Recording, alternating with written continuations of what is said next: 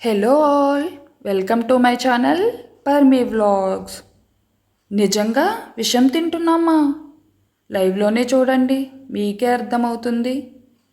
అల్యూమినియంకి స్టీల్కి ఉన్న డిఫరెన్స్. దీనిలో కర్రీ చేస్తాను. ఇది rice and steel.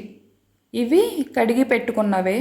Stove on చేసి కర్రీ వండుకునే దానిలో వాటర్ వేసి వచ్చే రిజల్ట్ కోసం చూద్దాం. ఈలోపు ఒక చిన్న రియల్ స్టోరీ చెప్తా. బ్రిటిష్ గవర్నమెంట్ స్వతంత్ర పోరాటం చేస్తున్నప్పుడు మన వాళ్ళని బంధించి జైల్లో పెట్టారు. ఎందుకంటే అల్యూమినియంలో భోజనం వండి పెడితే స్టామినా పవర్ తగ్గిపోయి ఫైటింగ్కి రారు వీళ్ళు, వచ్చినా కానీ మన వాళ్ళు బలంగా ఉంటారు అని. బ్రిటిష్ వాళ్ళు అనుకునేవారట, వీళ్ళు ఇంత బలంగా ఇంత యాక్టివ్గా ఎలా ఉంటున్నారు, మనం కూడా సేమ్ ఫుడ్ తింటున్నాంగా, అయినా మా మీద వీళ్ళు ఎంత బలంగా ఎలా ఉంటున్నారు అని.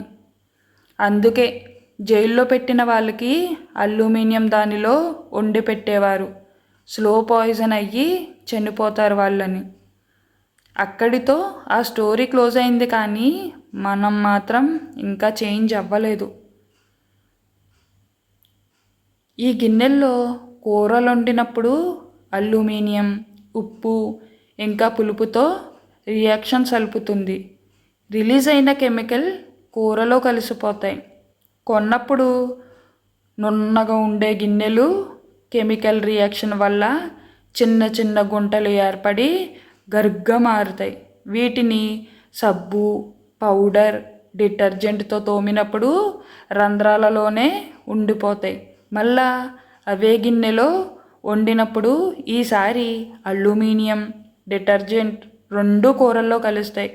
ఈ కూరలు తినడం వల్ల ఊపిరితిత్తులు, లివర్, కిడ్నీ ఇంకా మెదడుకి సంబంధించిన రోగాలు వస్తాయి.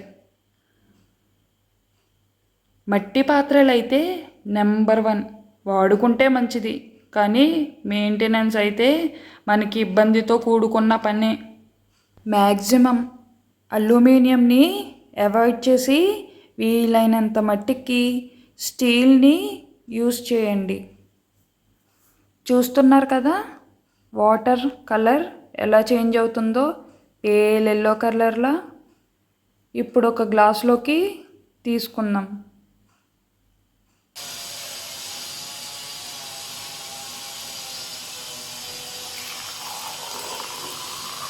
గ్లాస్లో పోస్తున్న వాటర్లో కెమికల్స్ చూసారా ఎలా పైకి వస్తున్నాయో?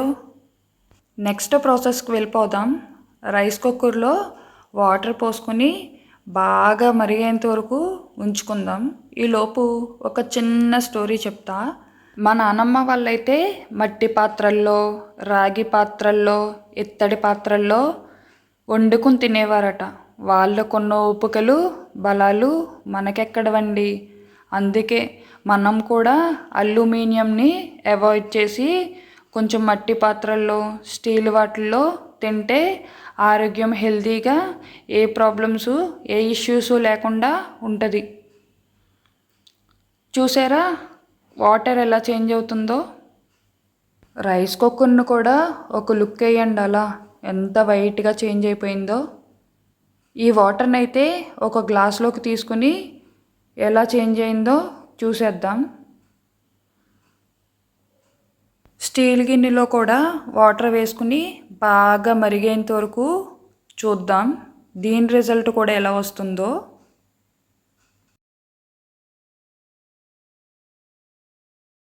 ఈ వాటర్ కూడా బాగా మరిగిన తర్వాత ఒక గ్లాసులో వేసుకుని చూద్దాం దీని రిజల్ట్ కూడా. ఈ వాటర్ అయితే కలర్ కూడా చేంజ్ అవ్వలేదు, చూడండి. ఆ 3 గ్లాసెస్ వాటర్ గమనించారా? ఫస్ట్ ఇదైతే పేల్ ఎల్లో కలర్లా చేంజ్ అయిపోయింది, సెకండ్ది అయితే వైట్ కలర్లా చేంజ్ అయిపోయింది, థర్డ్ది అయితే నార్మల్ వాటర్లానే ఉంది. చూడండి. మనం మరిగించిన తర్వాత గిన్నెలు కూడా ఎలా అయిపోయాయో చూడండి. అల్యూమినియం అయితే చేంజ్ అయిపోయాయి, స్టీల్ అయితే అసలు చేంజ్ అవ్వలేదు. అల్యూమినియం గిన్నెలో మెరిగించిన వాటర్ రిజల్ట్ చూడండి. వామ్మో ఎన్ని కెమికల్స్ ఉన్నాయో దాంట్లో. రైస్ కుక్కర్ దానిలో కూడా వైట్ కలర్ కెమికల్స్ అవి.